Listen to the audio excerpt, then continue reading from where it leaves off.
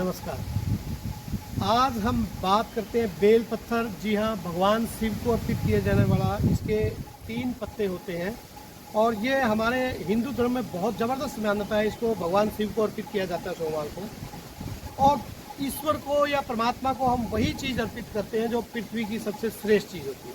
तो इसके medicinal value भी इतनी ज़बरदस्त है। आज मैं बताना चाहूँगा कि किस प्रकार से ये जो आपकी सैकड़ों बीमारियों को ठीक करने में मददगार है। किसी भी प्रकार की आपको मेटाबॉलिज्म यानी डाइजेशन से रिलेटेड कोई भी प्रॉब्लम हो, आपको पेट में अल्सरेटिव कोलाइटिस है, आईबीएस है, खाया पिया हजम नहीं होता, या आप वीकनेस कमज़ोर करते हैं, तो बेल पत्थर का जूस या बेल पत्थर का पाउडर या बेल पत्थर की कैंडी। जी हाँ, बेल पत्थर बड़े बड़े फल लगते हैं इस पर, आप देख सकते हैं पिक्चर में कि इस प्रकार के बड़े बड़े फ्रूट्स के रूप में होता है। और ग्रीष्म ऋतु में इससे ऊपर कोई औषधि नहीं हो सकती। गर्मियों में ये ज़बरदस्त तरीके से इसका जूस बना के पिलाया जाता है। हर कहीं आपको ग्रीष्म ऋतु में इसकी रेडियाँ मिल जाएंगी। येलो कलर का इसका जूस होता है। तो बेल पत्थर इतना लाभकारी है, यदि किसी व्यक्ति को किसी भी प्रकार की बैक्टीरियल डिजीज है, ये ज़बरदस्त तरीके से एंटी बैक्टीरियल है, एंटी फंगल है। विशेष रूप से जिन लोगों को आंतड़ियों में इन्फेक्शन रहती है, या अल्सरेटिव कोलाइटिस है, या बार बार मोशन जाना पड़ता है, बहुत से लोगों को कुछ भी खाते पीते हैं तो उनको उसी समय लैट्रिन के लिए या मोशन आ जाती है, तो ऐसे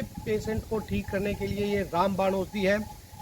तो इसमें प्रचुर मात्रा में एंटीऑक्सीडेंट होते हैं। और सबसे बड़ी खुशी की बात कि बेल पत्थर के पत्तों के अंदर नेचुरल रूप में गोल्ड यानी स्वर्ण धातु पाई जाती है। जैसा कि आप लोगों को पता है कि स्वर्ण भस्म आयुर्वेद में यूज की जाती है, जो इम्यूनिटी को बढ़ाने का काम करती है, रोग प्रतिरोधक क्षमता बढ़ाती है। तो बेल पत्थर के पत्तों को आप चबा के खाइए, अच्छे से धो के 2 से 3 पत्ते चबा के खा सकते हैं, या फिर इसकी चटनी बना के खाइए। चटनी इतनी कारगर रहती है, जिन लोगों को डायबिटीज़ है या डायबिटीज़ की मेडिसिन जिन लोगों की चल रही है, तो ये बहुत अच्छे तरीके से रिवर्स करने का काम करेगी डायबिटीज़ को। जैसे हम पुदीने की चटनी बनाते हैं या धनिया की चटनी बनाते हैं, उसी प्रकार से बेल पत्थर के पत्तों को उनके अंदर मिक्स करके चटनी बनाई जा सकती है। और इसको डायबिटीज़ वाले पेशेंट दिन में 2 या 3 बार जरूर खाएं।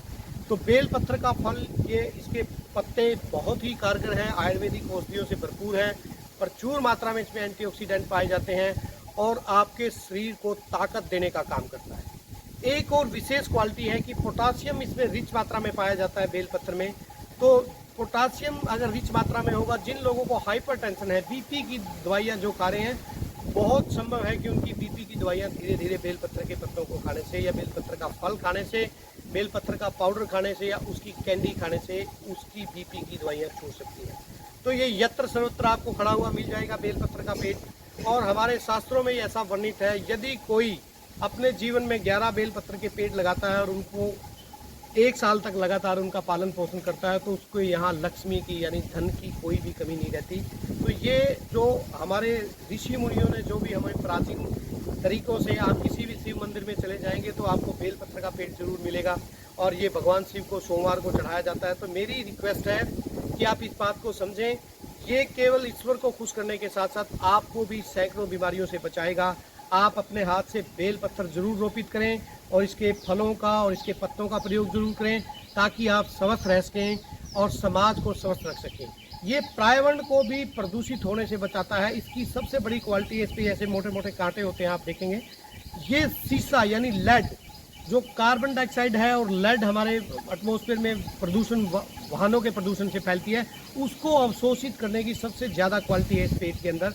और ये ज़्यादा पानी भी नहीं मांगता, तो ये बड़ी आसानी से रूखे और रेतीले स्थानों पे भी हो जाता है। हमारे भारत देश में सर्वत्र ये मिलता है। तो मेरी प्रार्थना है कि बेल पत्थर का प्रयोग कीजिए और स्वस्थ रहिए। बहुत बहुत धन्यवाद। नमस्ते, राम राम, जय।